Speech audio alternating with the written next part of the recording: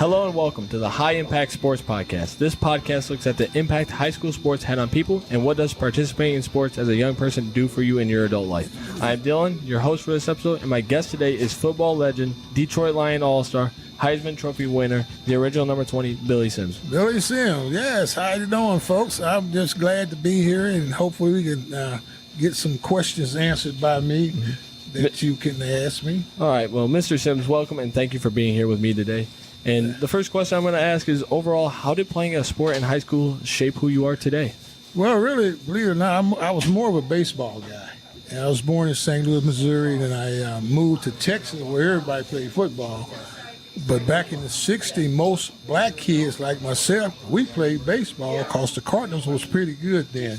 Okay. And once I moved to Texas, I didn't start playing football actually until the 10th grade. Because I didn't want to get hit. Right. Yeah. And I wanted to pitch the ball, and I was a left-handed pitcher, and throw the curve ball, slide it, all that stuff. And when it was time to go to college, most of the bigger universities wanted me to come play football. And so I just really concentrated on playing that sport. Okay. Well, that leads into my second question. What sports did you play in high school? Well, when you come from and grow up in a little small town like I did, everybody played both ways. Okay. So multiple sports? Basketball, baseball, you name it. We was out there playing. Yeah. Okay. So what sports did you play? Did you play any other sports besides baseball? Well, I had the basketball. I was a pretty good basketball player, believe it or not. Mostly, they told me I played it like I was playing football. But I like to get the rebounds. Right. Get up there and mix it up. Right. And I was pretty good. I might maybe average 15 points, a game. But I like to jump and do all that stuff to get the basketball back to the good players. Okay. Well, what would you say your greatest success was that in your high school career? Like getting scouted by getting recruited for college? It's funny thing about it was I was actually headed to Baylor University. At that time, Baylor was had beat the big school like the University of Texas. They upset them, and I was not going to Oklahoma because I wanted to go to Baylor because of my grandmother. Well, Baylor is a Baptist school, and we was Baptist, so I just said, well, Grandma, I just go to Baylor. Okay. But lo and behold, Coach Switzer had some other ideas for me, and they had just won a national championship in 74 and 75.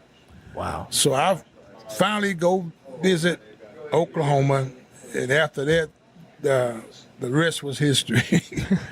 Nice. I'm going to touch on a little bit of that. Of those sports, what coach would you say impacted you the most, and did you stay in touch with any of your old coaches? To this day, my high school coach, bless his heart, he died of a heart attack years after coaching high school. Okay. But I still stay in touch with Coach Switzer. We talk probably at least once, twice a month to this day. Really? He's that kind of guy. And most of the players that played for him also called him back, a couple of times a month and check on him, see how he's doing, because he's close to 90 right now, but he don't look 90. Okay. He's got some good genes. He got some good genes. All right. But he was biggest influence on my life when it came to play football. Okay. Well, who would you say is the most important teammate was to you in any of those sports? Well, probably I'll say college, because in college, it wasn't a time where you was going to play 1 or 2 years and leave. Right. We was there 4 years. We worked together, Yep. and played together, and had jobs together during the summertime. And a guy by the name of Victor Hicks, he was a tight end, played for the Los Angeles Rams around the early 80s. And he was, it's a funny thing about it, because we never throw the ball that much. But one thing about it, he could block. Okay. And to this day, we're still best of friends. Nice. When you were playing, did you have any rituals or superstitions about before your games, or? Well, funny thing, one thing I would always do before the game started, I would go in the weight room and tighten up a little bit. Get a quick pump in? Yeah, Okay. get a good pump in. All right. And they always say, why you over there lifting weights? I said, I got to build myself up and get ready for these hits. Right. That was what I was doing, and it kind of worked out for me. Okay. How important would you say winning is? Well, rather than on your job or any sports, winning is very important. But the one thing about winning, you can't do it by yourself. Right. And I was just very fortunate to have a lot of great supporting cast of guys around me. And it's like going into the barbecue business. It ain't all about me. I got a lot of great people that works at Billy Sims Barbecue. Nice. Now, this leads into my next question. What taught you more, winning or losing? I would say losing, really, because there was a time where I actually quit college football. Oh, really? And I was going to go back home to my little small town in Texas to pump gas. And Coach Switzer got a win of that.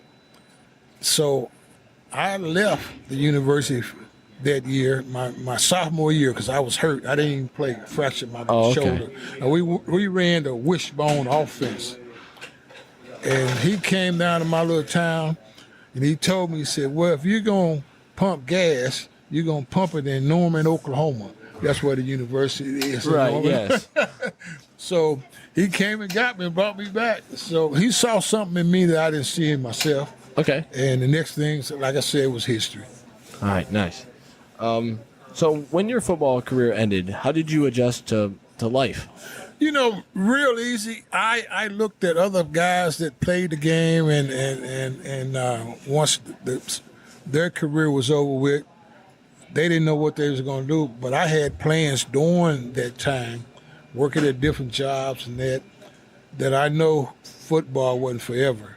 Right. And I immediately started seeking out other opportunities to be involved in. Okay. All right, so like the barbecue business. Right, yes. Looks like a great business. Well, going on 22 years, we're doing something right. A funny thing about it, I was hoping it wouldn't work.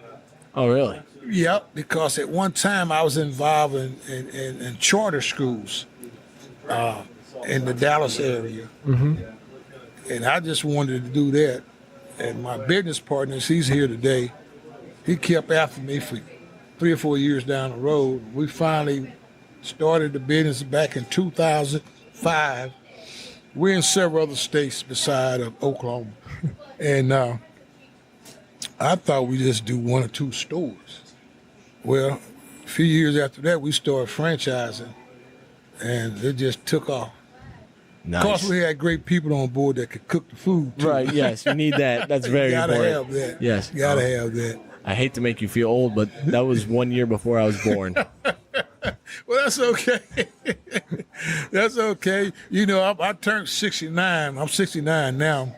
Had I known I was going to live this long, I'd have played baseball anyway instead of football. I tell people that all the time. All right. Well, is there any final thoughts you would like to add about your time in sports or any lessons you could teach future athletes? Well, I always say academics before athletics. That's because I've had kids that played, and I made sure they would study and get the grades. Right. And then I didn't force them to do anything, but once they start something, they're going to finish it. Right, yes. And other than that, just live to be great citizens.